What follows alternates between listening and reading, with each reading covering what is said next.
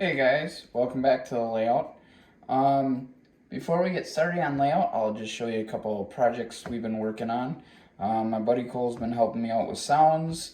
I've been starting to learn how to install ESU decoders and starting to learn function mapping and stuff like that. So he's been helping great with that. My buddy Tim's also given me some pointers on our phone call the other day. So with that being said, check this engine out. It's a scale train, stock out of the box. We changed some CVs, so like function 8 controls the class lights now. Function 9 is brake drive hold. 5 is the brake, so once you hit the throttle, you don't, or hit it down to not 0 on the throttle, it will continue to coast. Instead of just dead halting, you have to hit number 5 or it'll just coast out. 6, 7, and 8 are all lighting functions, like I said, on this unit. 8 is the class lights, and 7 is my beacon. Headlight, horn, and bell are all the same functions. And then we went ahead and kept the same bell, but I'm not happy with the horn. The horn I've found is correct for the number my dad has, but when I found a video of this number, it sounded more like this horn.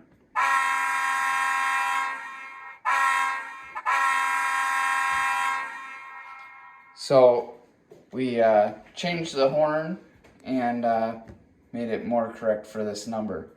So with that being said, I got 3 more locomotives, so we'll jump over to the Soo Line. Alright guys, so this is the Soo Line Lake States 6241 from Athearn in the RTR's box. I just have to add lift rings to this one, and I believe just the tank detail. But I went ahead and put ESU Lockzone 5 in this, just like the rest of the fleet that I'm going through. It's got a custom horn, the correct bell off ESU, and then we just did the lighting features. So one thing I don't think I just mentioned with the C&W, but all the units start up by function 10.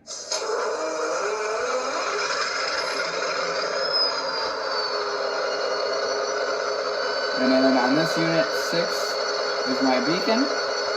Headlight is headlight.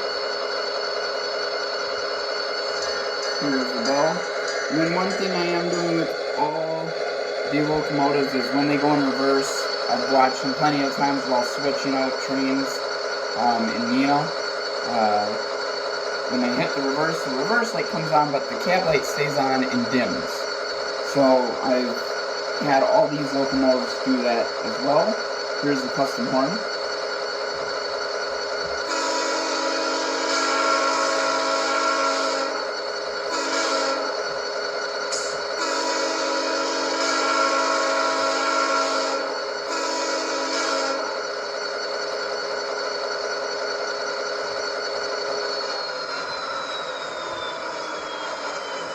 So that is the Soo Line. And we'll go ahead and jump over to the Chessie system next. Alright guys, so the B&O Chessie system 5628, non-sound unit. When I got it, I've always wanted the high hood with the torpedoes. It's got the dual M5s. The M5s, both, it doesn't matter which way you're going, they sound the same. There's just no way to make them different. This is, I believe, the select decoder. It's not the Lockzone 5 decoder like I have in the rest of these. This is the 21-pin plug-in. So nothing's really different because that one was an easy one. I couldn't find the real video of it, so it is as close as I possibly can get it. However, it still runs and acts just like the other 2 units I just showed you. So function 10 is start up on Chessie. Long hood forward on this one is the lead, so headlights on. All the rest of the functions are the same as far as brake hold and stuff. Here's the bell.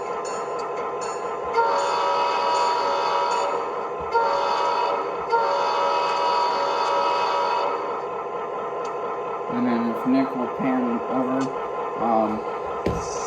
now that it's in reverse, rear light's on.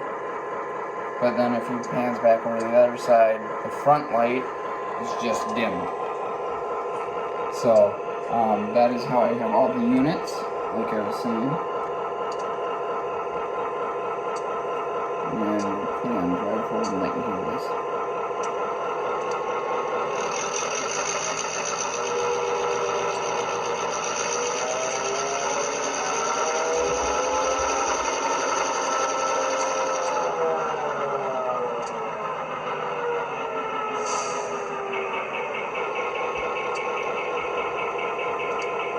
So, the other thing I will say is the next unit I'm going to show you, which is the Algoma Central FP9. This Chessie and the Soo also have scale sound system speakers in them. The singles, not the dual speakers. These all work really well. I love the sound in them. The scale will actually be getting one as well. And as I go down the line of the locomotives, they'll all eventually have scale sound system speakers, LED lighting, Lock Sound 5 in them, and all the custom new horns and whatever else we gotta add. So let's jump on over to the Algoma, and then we'll check out a couple of the other new things I have here. Alright guys, this is the FP9, I believe in a layout update. I might have shown you this before, probably along with the rest of them. But this one was very hard to find. My brother bought it for me after I found it on eBay for Christmas, wasn't it? Yeah. And I'm trying to put together the FP9 fleet that Rapido did and the entire passenger train. But we're, I think, 4 or 5 cars of the Rapido passenger cars and 1 A unit, which is a great start. So this thing, I will say this, it needs LED lights because the stock lighting for some reason is very dim.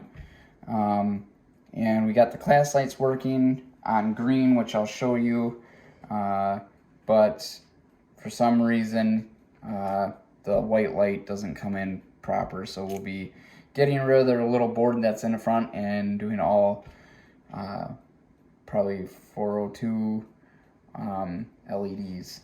One thing I will note with this unit is Rapido also didn't relocate the headlight on the rear of the locomotive, so it's still on the side, where on the prototype it is actually above the door. I will not chop into this and move this light up here. I'm just going to leave it. Also, this ladder rungs are supposed to be on this side as well, but that's a minor detail.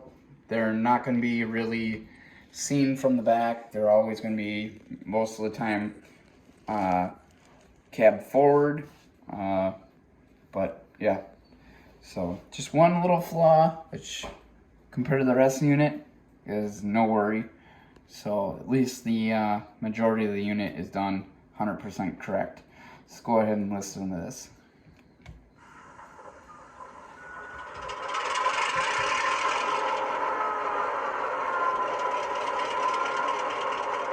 And as you can tell, the nose light is on and the ditch lights are on, but they're not that bright at all. They kind of look a little brighter than they do in person.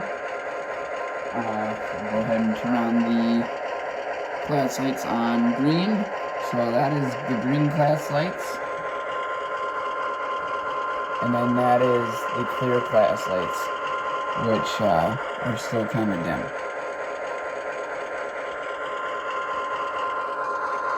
This unit, like I said, with the rest, all Lock Sound 5, and we did a custom horn on this one as well. Here's the bell.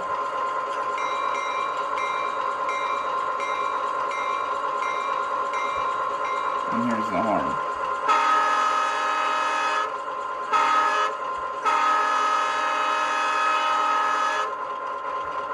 And that is the correct horn for this unit. There's a couple different horns on a couple of the other units, but again, I don't have those yet, so we'll work towards them.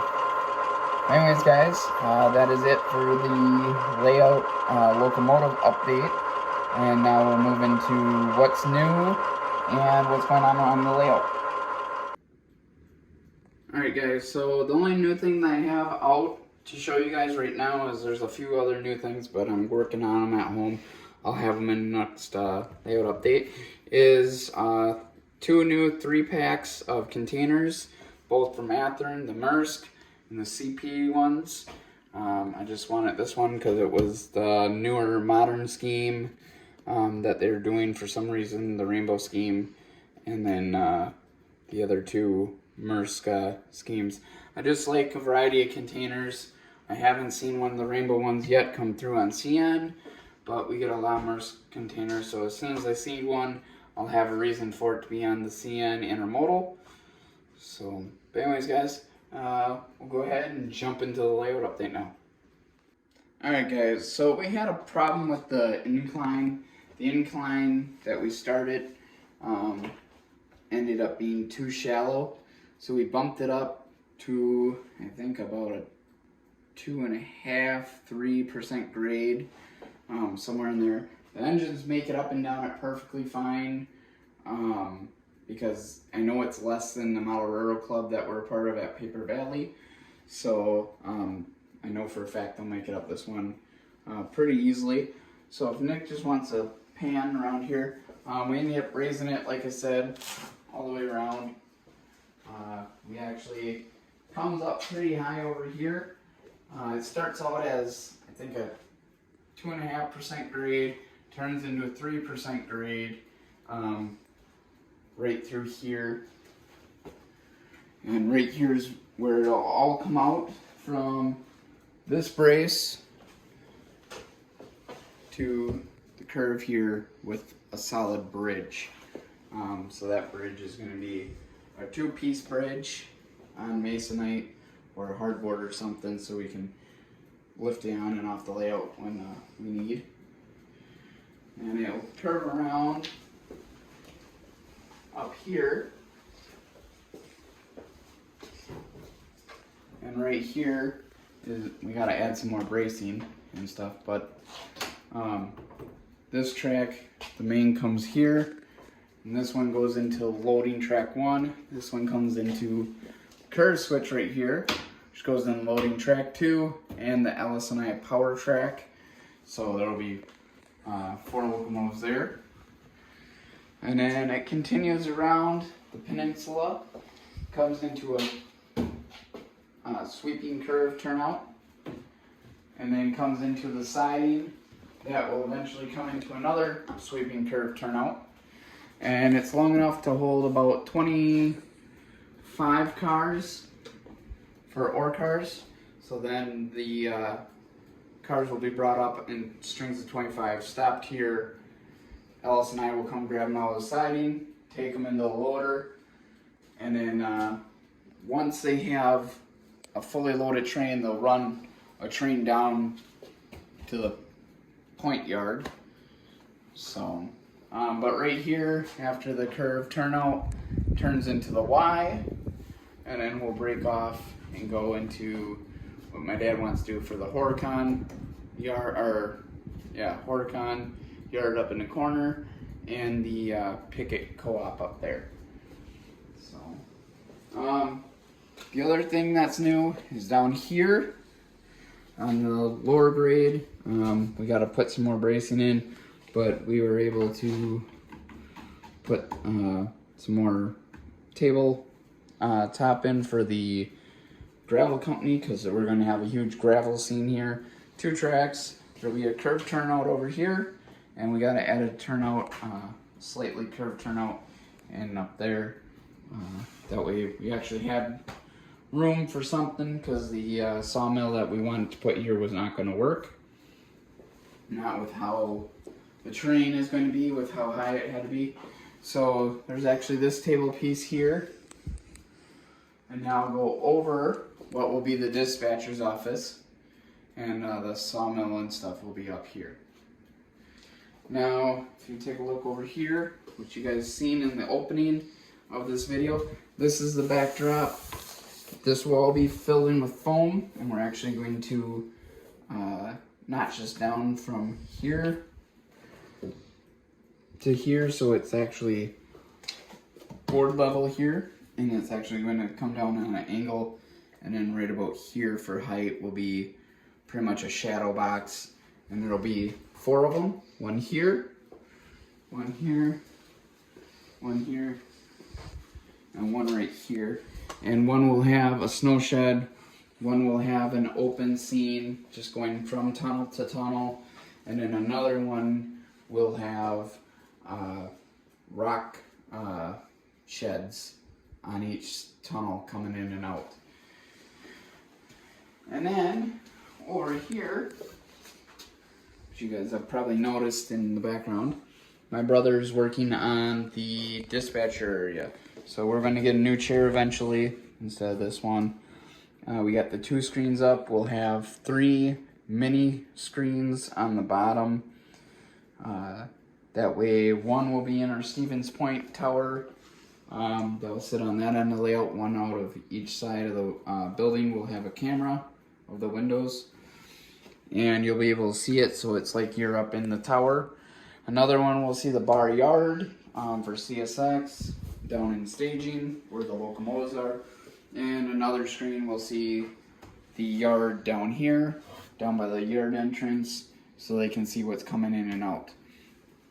And then on the 2 screens you'll have the upper deck dispatcher panel, and on one screen will be the lower deck.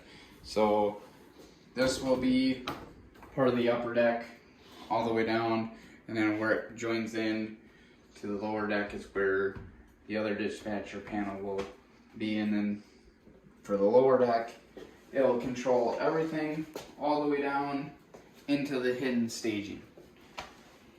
So with that being said, guys, that's pretty much all that's new on the layout itself.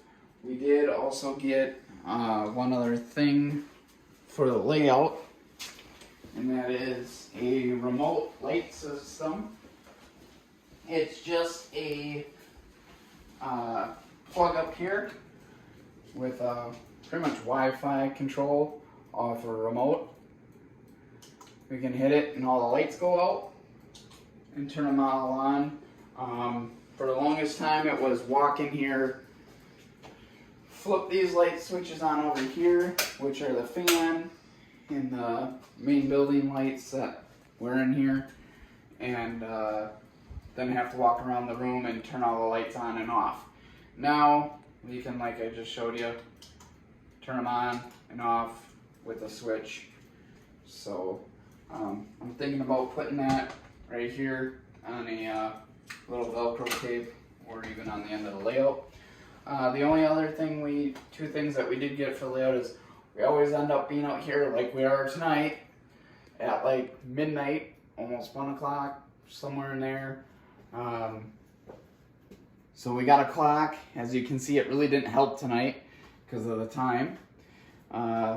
But hopefully, because none of us pay attention to the phones really while we're out here, we can just look up at the clock and actually pay attention to the time. So we picked the clock up, and then as you guys probably all know, with the model trains, the layouts like to expand and contract.